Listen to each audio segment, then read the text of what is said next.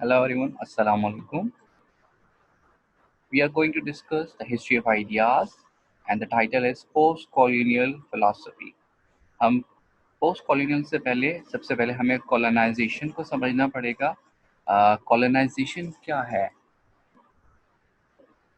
Basically colonisation से भी before अगर हम जाएं तो एक हमें कॉन्सेप्ट को अंडरस्टैंड करना पड़ेगा, वो है इम्पीरियलिज्म। इम्पीरियलिज्म बेसिकली डोमिनेशन होता है एक नेशन का दूसरी नेशन पे। जब कोई एक ताकतवर अपनी पावर मिलिट्री की बेसिस के ऊपर जब किसी भी एक ज़मीन को फतह कर लेता है, कॉन्क्यूर कर लेता है और अपनी पोजीशंस के ऊपर, इकोनॉमिक पावर के ऊपर, अपनी मिलिट्री पावर के ऊपर, this is what the imperialism. उस राज के बाद, उस साम्राज्य के बाद जैसे कि ब्रिटिश ने इम्पीरियलिज्म कॉन्सेप्ट अप्लाई किया। इससे पीछे हम जाएं तो रोम्स ने जब दुनिया में एम्पायर्स बनाई हैं, तो जब एम्पायर्स बनाई जाती हैं उसमें एक फतूहात होती हैं, एक जगह को, ज़मीन को कॉन्क्यूर कर दिया जाता है। आफ्टर दैट फिर उसको रूल करते हैं, जिस जगह को फतह किया है तो उस पे वो अपना कोई रूलर जो है वो तैनात करेंगे, जो वो कमांड करेगा। फिर वहाँ पे कोई एक आइडियोलॉजी बनाई जाएगी। This is what the colonization. Colonize किया जाता है वहाँ के लोगों को, यानी कंट्रोल और एक्सप्लॉयटेशन ऑफ पावर, और ये सब पावर गेम है बेसिकली। फिर वहाँ पे कल्चर, आपको एक एग्जिस्टिंग कल्चर होगा वहाँ का, और एक जो डोमिनेटिंग कॉन्क्यूरर है वो अपने कल्चर को इम्बैड करेगा। तो इस तरह एक कॉलोनाइजेशन का एक प्रोसेस शुरू होता है। जैसे कि ईस्ट इंडिया कंपनी ने जब ब्रिटिश इंडिया में एंटर किया तो साथ साथ जो है वो जब रूल किया तो अपने कल्चर को पॉपुलराइज कराया, एजुकेट कराया। और हमने देखी है तहरीकें कि फिर एक ज़ोर ज़ोर रहा कि इस लैंग्वेज को सीखा जाए, इंग्लिश को पॉपुलर कंसिडर किया जाए, ज़बान के ऊपर तरजीह दी गई। और फिर हम देखते हैं Mohammedan Oriental College, sir Syed Ahmad Khan की मूवमेंट हमें नज़र आती है कि जब तक हम लिखेंगे पढ़ेंगे नहीं, उनसे उनकी ज़बान में बात नहीं करेंगे तो हम आज़ादी नहीं ले सकते। और फिर आगे चल के फिर हमें जिन्ना जैसे लोग हमें नज़र आते हैं। तो आपने देखा कि कॉलोनाइजेशन का एक असर किस तरह से रहा कि हमने वो लैंग्वेज, वो कल्चर, वो ड्रेस और वो एक अंदाज़े बयां, हमने एक उसका एक असर और रसूख आया। ये कुछ अब से नहीं है, ये हमेशा से इसी तरह से एक एक एक सिस्टम है। एक कॉलोनाइजेशन जो होती है वो उसमें दूसरा आइडियाज़ जो है, एक कॉन्सेप्ट ऑफ अदरनेस डेवलप होता है। अच्छा जी, अब ये पोस्ट कॉलोनाइजेशन क्या है? हमने कॉलोनाइजेशन तो इस बात को समझा। कॉलोनाइज़ जब लोगों को कर दिया जाता है, एजुकेट किया जाएगा उनको, उनके तरीके से रंग ढंग संग उनको बताया जाता है कि हम बताएँगे आपने कैसे जीना है, कैसी ज़िंदगी गुज़ारनी है। और उनको कल्चर, अ नए कल्चर, नए अदब-आदाब, तौर-तरीके, और consider to be as an inferior one and teach them the superior one. तो होगा क्या इसके नतीजे में? अगर आप इसका आउटकम सोचेंगे तो हम अपने रस्म व रिवाज और ट्रेडिशंस एंड नॉर्म को भूलते चले जाएँगे, और उसके बरक्स एक ओवरलैप यानी एक नया कल्चर हमें डेवलप होता नज़र आएगा। तो हमने देखा है कि हम जैसे आज के ज़माने में हम ना आधा तीतर ना आधा बटेर, तो हाफ़ ईस्ट हाफ़ वेस्ट, हाँ?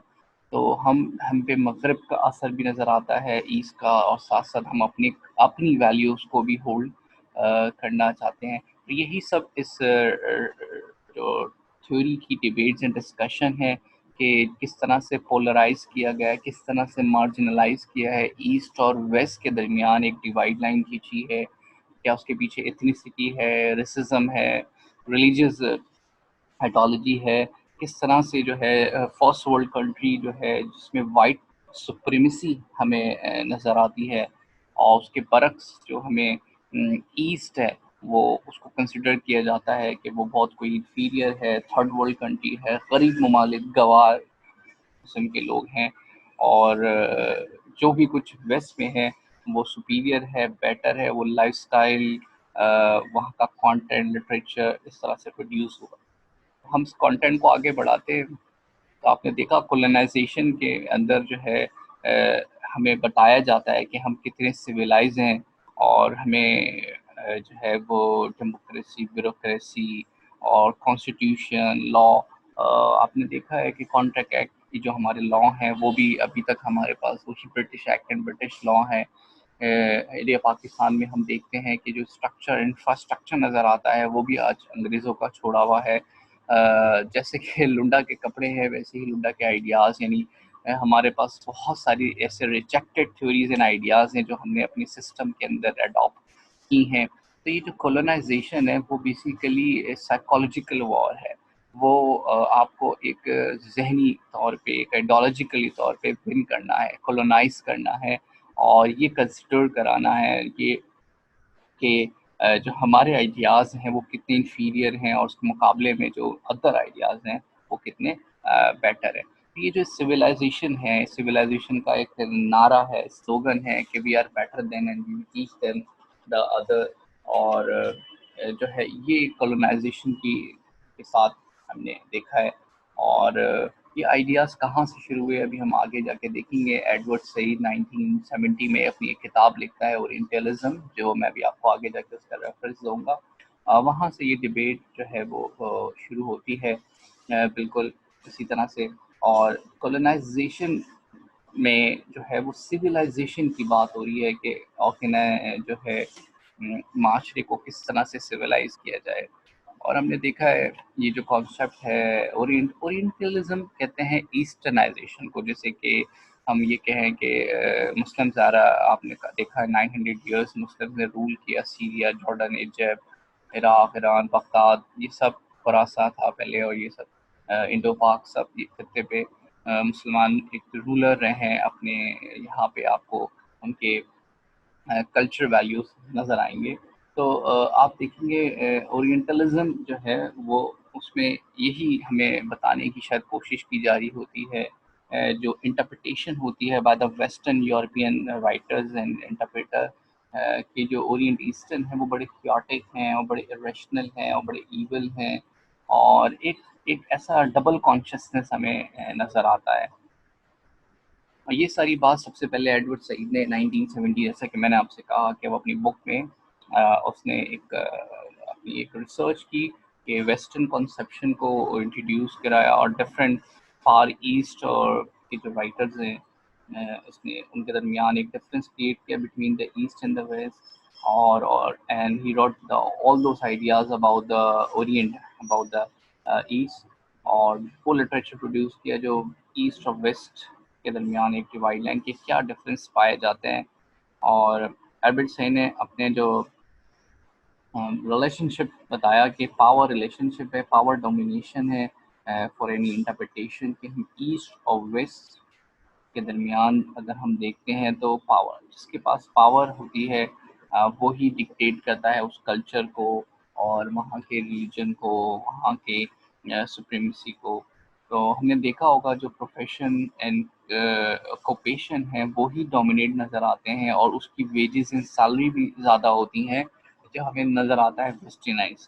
इसकी एग्जांपल है मेरे पास आप लोगों के लिए कि देखें दुनिया जिस तरह से बाइपोलर हुई है और ये बाइनरी पोजीशन में गई है और ये सब कुछ फैब्रिकेट हुआ हुआ है, बिल्कुल वैसे ही अगर आप देखेंगे जो आपकी मेहनत है, मजदूरी है, लेबर है, वो भी दो हिस्सों में डिवाइड हो गई है। मिसाल के तौर पे जो लोग मैनुअल वर्क डन करते हैं जैसे कि पीसन, लेबर, किसान, मजदूर तबके के लोग, उनकी आप देखेंगे जो मुआवजा है, उजरत है, वो बहुत ही थोड़ी है। उसके बरक्स अगर आप देखें अगर वो काम जो मेंटल वर्क डन है जैसे कि कंप्यूटर जनरेटेड वर्ल्ड, आईटी से रिलेटेड वर्ल्ड हो गए या फिर सुपरविजन हो गया, मैनेजरियल लेवल जो कि मेंटल हैं, साइकोलॉजिकल हैं, राइट, फिजिकल नहीं है, उसकी वेजेस रेट, सैलरी रेट्स ज़्यादा है। बेसिकली ये जो लेबर था यानी जो वेस्ट का लेबर है, जो वेस्ट में लोग हैं, वो अपने माइंड को ज़्यादा इस्तेमाल करते चले आ रहे हैं। उसके मुकाबले में जो ईस्टर्न ऑक्यूपेशन एंड प्रोफेशन था वो खेती बाड़ी, मजदूरी, किसान, इससे वाबस्तगी थी। तो आपने देखा कि दुनिया में आज भी उसकी जो वेजेस एंड सैलरीज हैं वो कितने कम। तो यूँ हमने first world, second world, third world, हमने ऑक्यूपेशन को भी डिवाइड कर दिया। जैसे कि अंग्रेज़ी ज़बान को हम एक आला दर्जा या सुपीरियम लैंग्वेज कंसिडर करते हैं। इस पे उसके बाद अगर हम अपनी नेटिव लैंग्वेज की बात करें तो हम उसको थर्ड पुअर कंसिडर करेंगे। तो ये जो फैब्रिकेशन है, ये जो डोमिनेशन है, ये हमें एडवर्ड सेड ने इसको रेज किया कि our role is to widen the field of discussion, not to set the limits in accord with the prevailing authority. हमें देखना पड़ेगा, बाइसेस देखनी पड़ेगी। एडवर्ड सेड से दैट कि ये जो लिटरेचर है जो प्रोड्यूस हुआ है जो वेस्टर्न्स की तरफ से, इसको हमें देखना पड़ेगा। इसमें इन्फ्लुएंस नज़र आता है इम्पीरियलिज्म का, और यहाँ पे हमें नेटिव्स कल्चर जो हैं उसका एक असर रसूख है। तो फिलॉसफी ऑफ हिस्ट्री में बहुत बड़ा इसका कंट्रीब्यूशन है, और इससे जो इसका जो काम है, पीस ऑफ वर्क है, वो बेसिकली डिफरेंस क्रिएट करना है Orient and oxidant. Orient basically हम ईस्ट को कहते हैं, और ऑक्सीडेंट हम जो है वो वेस्ट को कहते हैं। तो इस तरह का लिटरेचर कल्चर प्रोड्यूस होता हुआ हमें नज़र आता है इन दोनों के दरमियान। और बेसिकली इन दोनों के दरमियान जो रिलेशनशिप है वो एक पावर डोमिनेशन है। मैंने अभी जैसे बताया, देखिए आज हमारे यहाँ वैलेंटाइन मनाया जाता है, हेलोवीन मनाया जाता है। तो ये कल्चर जो है, फलर डे, ये day, father day, mother day, 365 a day, there is a lot of day, ठीक है, हाँ सेलिब्रेट किए जाते हैं। क्या वो हमारा पार्ट है? क्या वो हमारे कल्चर का पार्ट है? क्या वो हमारे रिचुअल्स हैं? नहीं, बिल्कुल नहीं। लेकिन क्यों डोमिनेटिंग है हमारी सोसाइटी के अंदर? क्यों सब हेलोवीन मना रहे हैं यहाँ पे? हालांकि हमें तो, हमारा तो कहीं दूर दूर तक इससे कोई वास्ता नहीं है, वैलेंटाइन हमारा इससे कोई लेना देना नहीं है इस इवेंट के साथ। लेकिन क्यों है? उसकी रीज़न वेस्टर्नाइजेशन है, मगरब ज़दा हुए हैं, और ये पावर है उनके पास, एलीट है जो मार्क्सिस्ट का पॉइंट ऑफ व्यू है कि जो मीन्स ऑफ प्रोडक्शन जिसके पास होते हैं, तो वही means of production of ideas भी डोमिनेट करता है। ये सुपर स्ट्रक्चर उनके पास। तो हमें इसी तरह पोस्ट कॉलोनियल क्रिटिक हमें यही नज़र आता है कि हमने अपनी जो असल है वो हमने खो दी है, और हम जो है we always try to influence by the other. और जो है अदरनेस का कॉन्सेप्ट जो है ये बहुत ज़्यादा इम्पोर्टेंट है पोस्ट कॉलोनियल लिटरेचर और थ्योरी फिलोसफी को समझने के लिए। कॉन्सेप्ट ऑफ अदरनेस है कि अदरनेस यानी we are the other, we are the superior and you are inferior. ये जो एक कॉन्सेप्ट है जो हमें लिटरेचर में, राइटिंग्स में हमें नज़र आता है। 3 राइटर्स हैं बहुत ज़्यादा, इनका प्रोफाउंड इन्फ्लुएंस है, Edward Said and Gayatri Chakravarti, Indian philosopher, and Homi K Bhabha. And these are the very influencing writer of post colonial, और इन्होंने ही फाउंडेशंस डेवलप की, जैसे कि एडवर्ड सईद ने 1970 में ओरिएंटलिज्म का एक कॉन्सेप्ट लिया और डिवाइड लाइन की between the east and the waste. और गायत्री चक्रवर्ती ने जो है वो कॉन्सेप्ट डेवलप किया और मार्जिनलाइजेशन।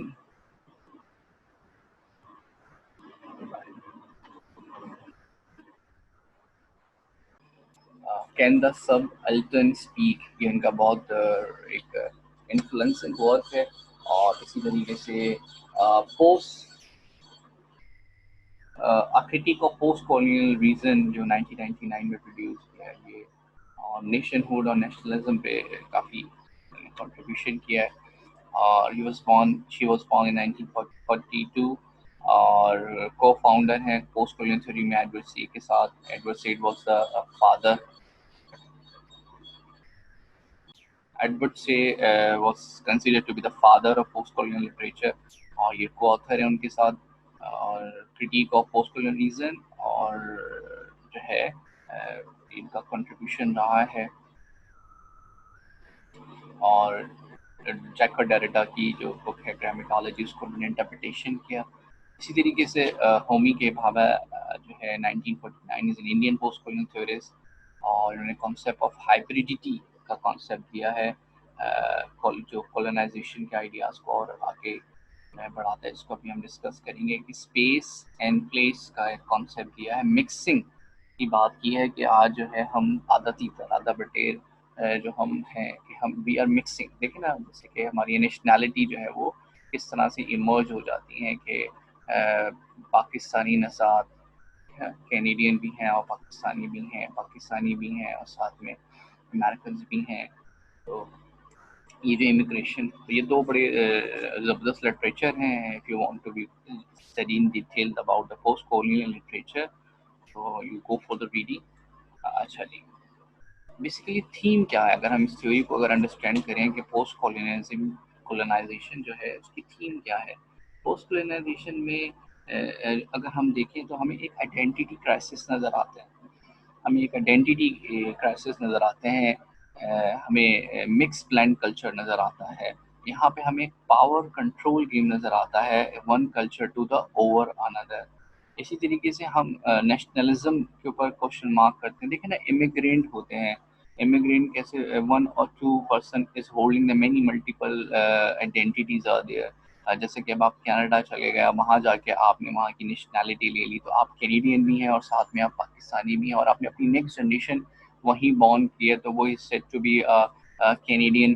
तो आप जो है वो वहाँ के कल्चर को भी कुछ अडॉप्ट करेंगे, साथ में यहाँ से आप जहाँ बिलोंग करते थे, मिसाल के तौर पे आप पंजाब से थे, तो आप पंजाबी भी हैं और साथ में कैनेडियन भी हैं और फिर साथ में पाकिस्तानी भी हैं। तो ये जो आपकी एक मल्टी कल्चरलिज्म एक आइडिया थीम हमें नज़र आता है। और ये दुनिया भर में जैसे ही इमिग्रेशन ओपन हुई है, उससे हमने देखा कि हमारे हम कैसे इसको जोग्राफिकली लिमिटेशंस तो होती हैं एक कंट्री की, लेकिन जब हम आइडियोलॉजिकली बात करते हैं तो वो बिल्कुल आइडेंटिटी क्राइसिस आते हैं। पोस्ट कॉलोनियल थ्योरी जो है वो क्रिटिसाइज करती है इस तरह के कल्चर के ऊपर, लिटरेचर के ऊपर। तो यूँ देखा जाए तो अगर हम कहें कि भाई अमेरिका का कल्चर क्या है, तो वहाँ पे नेटिव ज़्यादा रह रहे हैं या फिर अदर कंट्रीज से लोग वहाँ चलेंगे। कनाडा की अगर हम बात करें तो कनाडा का अपना खुद का कोई नेटिव कल्चर है, या फिर यहाँ से लोग जो ट्रांसपोर्ट लेके गए हैं तो अपने साथ वो अपनी रिवायात भी लेके गए। बिल्कुल इसी तरीके से अगर हम यहाँ बैठे हैं मुल्क में, इंडिया पाकिस्तान में, तो हमारे पास जो यहाँ कल्चर प्रिवेल होता है वो क्या हमारा ही है, लेकिन आप देखेंगे तो आपको पता लगेगा कि हम कितने इन्फ्लुएंस में हैं दुनिया भर में। हमारा चाहे वो मीडिया को देखें आप, बॉलीवुड पूरा ही इन्फ्लुएंस बाय द हॉलीवुड है, और our Lollywood is completely influence by the Hollywood and the Bollywood as well. इस तरह लिटरेचर राइटर्स भी, ड्रेसिंग भी, फैशन भी, और हमें हमें एक असर रसूख नज़र आता है। तो हम यहाँ रह के भी हम यहाँ के नहीं हैं। और जो है पोस्ट कॉलोनियल थ्योरी जो है वो यही क्रिटिक करती है कि आपका ओन कल्चर क्या है और ये किस तरह से डोमिनेट कर रहा है। जो गुलाम कंट्रीज हैं, जो कॉलोनाइज कंट्रीज हैं, जो जो उनको रूल करते हैं, वो इसी तरह से रूल करते हैं कि वो उनको अपनी सोच का गुलाम बनाते हैं, अपने ख्यालात का, अपनी आइडियोलॉजी का गुलाम बनाते हैं, और वो उनको डिक्टेट करते हैं कि क्या प्रोफेशन, क्या ऑक्यूपेशन, क्या लाइफस्टाइल, क्या ज़िंदगी के कामयाबी के ज़ामिन होंगे जो आपने फॉलो करने होंगे। जैसे कि आपने एक चीज़ों को देखा है कि जैसे कि हमने ये देखा है पोस्ट कॉलोनियल लिटरेचर की बात है, कॉलोनाइजेशन, जैसे मैं आपको अभी डिस्कशन में यही बात कर चुके हैं कि जो एक मैनुअल वर्क डन था, वो अब अफ्रीका में देखें आप, आप जो है लैटिन अमेरिका में, या फिर आप जो है एशिया में देखें, तो ये अदर उनको कंसिडर कर रहे होते हैं, कॉलोनाइज कर दिया। So be aware, colonization is now is said to be a modern slavery। ये आज के ज़माने की एक ये सोच की गुलामी है बेसिकली।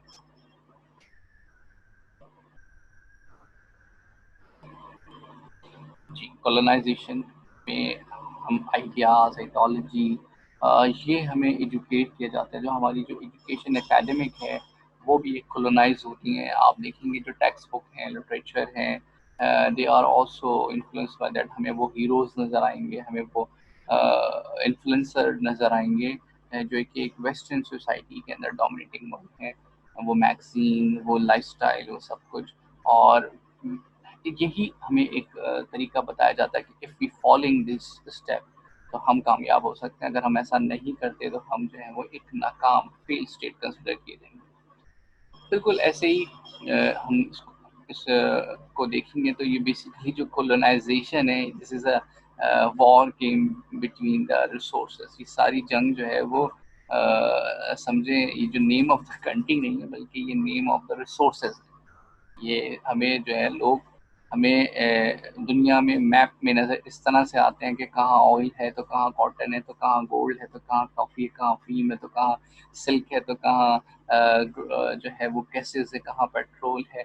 और इसी इसी माशी जो है वो हमारी जो एक्सचेंज ज़रूरत के तहत जो है ये सब एक दूसरे के साथ जो है वो एक कोलोनाइज होते हैं और एक पावर गेम डोमिनेशन रहती है।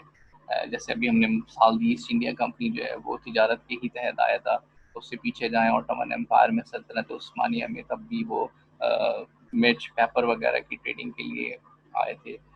तो आपने देखा है माज़ी में वाइकिंग्स के बारे में भी इसी तरह से कि वो तो ये ब्रिटिश एम्पायर है 1940 में कॉमनवेल्थ कंट्री जिसे आप कहते थे। और ये और आज 1947 तक आप इस एम्पायर को देखेंगे किस तरह से वो कॉलोनाइज हुआ। और आफ्टर दैट आपने देखा होगा कि 1942 ऑनवर्ड आपने कितने सारे ममालिक को आज़ाद होते हुए देखा होगा। बेसिकली वो कॉलोनाइज हो गए थे, ब्रिटिश ने अपने कंट्रोल को लूज करके उनको कॉलोनाइज कर दिया। अब लेकिन सवाल ये है कि ज़मीन दे दी लेकिन सोच उनके पास ही रही, कंट्रोल रहा। और किस तरह से ये कॉलोनाइजेशन की डेफिनेशन को देखते हैं हम। Colonization basically is a practice of acquiring full a partial political control over the another country, socio economic and the political control over the another country, occupying it with settler and exploiting it economically। ठीक है कि वो उनको इस्तेमाल करते हैं socially, politically, ideologically, उनको dictate करते हैं, उनको टर्म्स डिक्टेट करते हैं। तो एक कॉलोनाइजर है और एक कॉलोनाइज्ड है। यानी जो कॉलोनाइज है वो दे आर द स्लेव, वो गुलाम है। और जो कॉलोनाइजर है वो उनको डिक्टेट करता है, वो अक्वायर करता है। इसी तरह 1945 से ऑनवर्ड ये देखें आप, इतने सारे कंट्रीज आपके सामने में है। जैसे मिसाल दी United Kingdom, British, France, Portugal, European countries में आए। फिर आपको 1950 में चाइना, 1947 में इंडिया, पाकिस्तान, बहुत सारे आपको जो है वो नज़र आएंगे आज़ाद होते हुए ममालिक।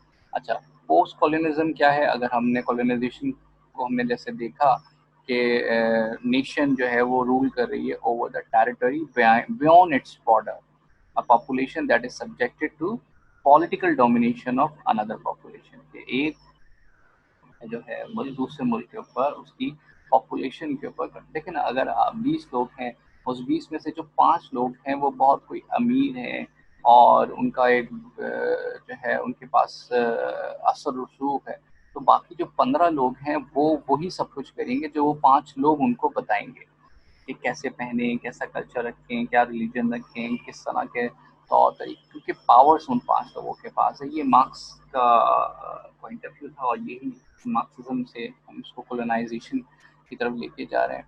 तो पोस्ट जो वर्ड है वो आफ्टर दैट होता है कि post is a prefix, we need to discuss the history beyond colonization. यानी पोस्ट आफ्टर द कोलोनाइजेशन, उसके आफ्टर इफेक्ट्स क्या हुए। तो जैसे कि मैंने बताया कि उसके आफ्टर इफेक्ट्स क्या हुए कि हम अपने कल्चर को भूल गए, कल्चर डिफ्यूजन का शिकार हो गए। तो हम कोलोनाइजेशन को कैपिटलिज्म के साथ कैसे रिलेट करें, जो हम अभी हमने मार्क्सिस्ट की पॉइंट को भी रेज किया। बेसिकली जो वेस्टर्न नेशंस हैं, हमने देखा होगा कि जब वो जब ये यहाँ पे फ्यूडल लॉर्ड थे, फ्यूडल सिस्टम था, तो तब भी जो लॉर्ड्स थे उनको यही कंसिडर किया जाता था कि वो वहाँ से ग्रेन दे रहे हैं उनको और जो है उसके बदले में जो है वो उनको वो प्रोटेक्शन देंगे। तो कैपिटलिज्म जो है वो इसी तरह से डेवलप होता गया कि वो मार्केट्स को कंट्रोल करने लग गए। यानी वो उनकी ज़मीनें बेशक उनकी थी लेकिन वो उनकी नहीं रही। और आपने देखा होगा सादत हसन मंटो ने इतना कुछ लिखा, उससे उसके अलावा जो है वो हमें और डिफरेंट हमें राइटर्स नज़र आते हैं जिन्होंने ये पार्टीशंस के बाद और उसके से जो कुछ फील होते हुए देखा कि ये रेड क्लब क्या है, रेड क्लब कमीशन क्या है कि दीवार खींचती जाए कि इस पार वो और इस पार हम। तो लेकिन अब वो जो देखा होगा आपने पार्टीशन से पहले वो जो नवाब और जमींदार फ्यूडल थे वो शायद बिल्कुल ही रोड पर आ गए, क्योंकि एज पर द रूल के अब वो सब स्टेट का है। तो ये जो फ्यूडल सिस्टम है आपने देखा एक नया सिस्टम उसको उखड़ते देखा आपने। और कैपिटलिज्म ऐसे हुआ कि रिसोर्सेज जो हैं अब वो जो नेचुरल रिसोर्सेज हैं वो अब किसके हो गए, वो एक वो कैपिटलिस्ट के हो गया, मार्केट उसने कंट्रोल कर ली। पूरी पूरी ज़मीन अब जिसके पास होगी अब वो वहाँ में मीन्स ऑफ प्रोडक्शन करे, प्लान करे और वो लेबर को इस्तेमाल करेगा। और आपको पता है जो फैक्टर्स ऑफ प्रोडक्शन जिसके पास होते हैं, लैंड, लेबर, कैपिटल, वही फिर मार्केट का इन्फ्लुएंसर होता है, कैपिटलिस्ट बन जाता है। तो इस तरह से पोस्ट कॉलोनिज्म में हमने कॉलोनाइजेशन, पहले तो हमने इम्पीरियलिज्म की बात की थी आपसे कि एक नेशन दूसरी पे कॉन्क्यूर करती है, उसके बाद अपने इस आइडिया को डिसेमिनेट करती है और उसके आइडियाज़ को डीकोलोनाइज करती है। और फिर हमने बात, इसको हम कहते हैं न्यू कोलोनाइजेशन, यानी नए आइडियाज़ पे इमर्ज हो रहे हैं। और पोस्ट कोलोनाइजेशन बेसिकली ये आफ्टर इफेक्ट्स हैं, ये बेसिकली लिटरेचर जो है कॉमनवेल्थ लिटरेचर ख़त्म हो गया, उससे पोस्ट कॉलोनियल लिटरेचर की तरफ बात आपकी आगे चली गई है। इसमें आपको फ्रेंच फैनन नज़र आते हैं, जो ब्लैक स्किन वाइट मास, ये बड़ा ज़बरदस्त की लाइन आपको नज़र आएगी कि जो है we are holding the many souls within one body, और two souls and two thoughts in one dark body, या many souls in one dark body। तो इस तरह एडवर्ड से एक ओरिएंटलिज्म जो डिफरेंस क्रिएट कर रहा है between the east and the waste. और बेल एस्ट्रॉफ ने एम्पायर वाइट स्पेक के बारे में बात की। और पोस्ट कॉलोनियल जो है वो नेशनैलिटी और नेशनहुड पे हमें बात करते हुए नज़र आता है। तो उस ज़माने में जो लिटरेचर प्रोड्यूस हुआ है, यानी वो लिटरेचर जो पोस्ट कॉलोनियल राइटिंग का नतीजा है, उनकी कंसर्न नेशनहुड पे रही है, आइडेंटिटी पे रही है। और उन्होंने जो है वो मेट्रोपॉलिटन्स, क्रियोल्स, इंडिजियंस ड्यूरिंग कॉलोनियल टाइम्स पे बहुत कुछ लिखा है। और और उन्हें यूरोपियन लैंड की डोमिनेशंस के बारे में बताया है। तो उनके जो हमें आइडियाज़ नज़र आएंगे, अदरिंग का कॉन्सेप्ट नज़र आएगा, जिसके अंदर में एक्सोटिक और डेमोनिक अदर नज़र आएंगे, जिसमें कहा जाता है कि we are the inferior now. Identity crisis की बात हमें नज़र आएगी इस लिटरेचर में। और पावर की बात है, क्रॉस कल्चर के ऊपर बहुत बात हमें नज़र आएगी। और जो डायस्पोरा है, जिसमें हम होम इमेजिनरी होमलैंड कंसिडर करते हैं कि जहाँ हम रह रहे हैं। हाइब्रिडिटी की बात है, जिसमें बात की जाती है कि हम नेगोशिएट कर लेते हैं दो आइडेंटिटीज़ के दरमियान, और एक मिक्स ब्लेंड कल्चर जो है वो हम बना लेते हैं। इसी तरीके से बॉयज़ ने डबल कॉन्शियसनेस के ऊपर भी बात की कि ब्लैक स्किन, वाइट स्किन, जो बड़ा पॉपुलर लाइन है फ्रेंच फैनन का। तो कोलोनाइजेशन जो है वो माइनॉरिटीज़ की तरफ भी जाती है। तो ये देखें डेफिनेशन, अगर हम इसको देखें, the settlement of territory, exploitation और development of resources and attempt to govern the indigenous inhabitant of occupied land, यानी किसी भी एक जगह पे काबिज होके, उसके घर पे कब्जा करके वहाँ के लोगों के दिमागों पे भी कब्जा कर लेना। अगर हम ज़मीन पे कब्जे की बात करें तो वो इम्पीरियलिज्म है, लेकिन जब हम दिमाग पे, सोच पे, साइकोलॉजिकली वॉर कर जाएं, विन कर जाएं, गवर्न करें, तो वो कोलोनाइजेशन है। A emphasize on settlement of the land, ज़मीन के ऊपर, जैसे मैंने कहा। B economic relationship in the heart of colonization, कि कैपिटलिज्म के ज़रिए मईशत, मार्केट, मंडी के ज़रिए जो है वो दाखिल हुआ जाता है।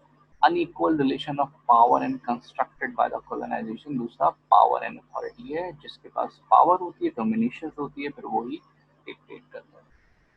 तो इम्पीरियलिज्म, मैंने अभी आपको जैसे ही बताया कि इम्पीरियलिज्म बेसिकली क्या है, an ideological concept which uphold the legitimacy of economic and military control of one nation by the another. ताकत के बलबूते पे, जैसे कि world war one, world war two में कोशिशें की गई।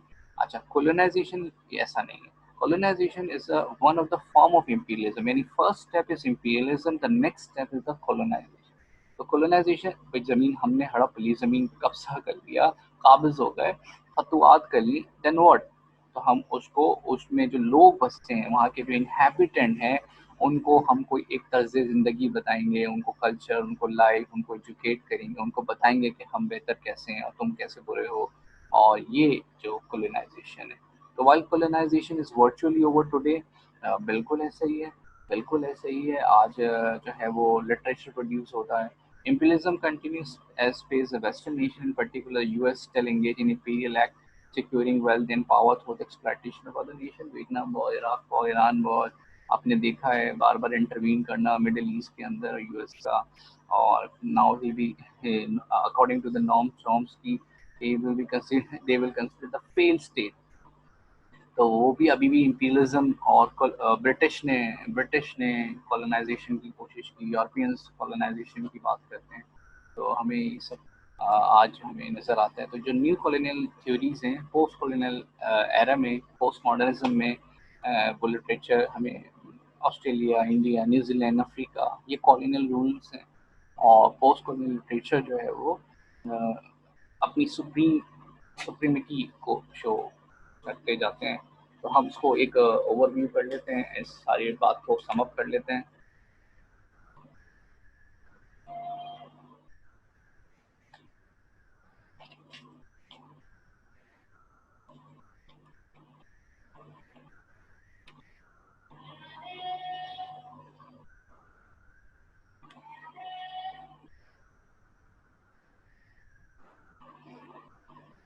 ठीक है, इसको अगर हम सम अप करें तो हमने पोस्ट कॉलोनियल लिटरेचर में का जो थीम था उसमें immigration, national identity, struggle for independence की बात हुई, कॉन्सेप्ट ऑफ अदरनेस और रेजिस्टेंस पे बात हुई है, और इसमें सेलिब्रेट कर रहे हैं कल्चर आइडेंटिटीज़ के बारे में हमें बताया गया है।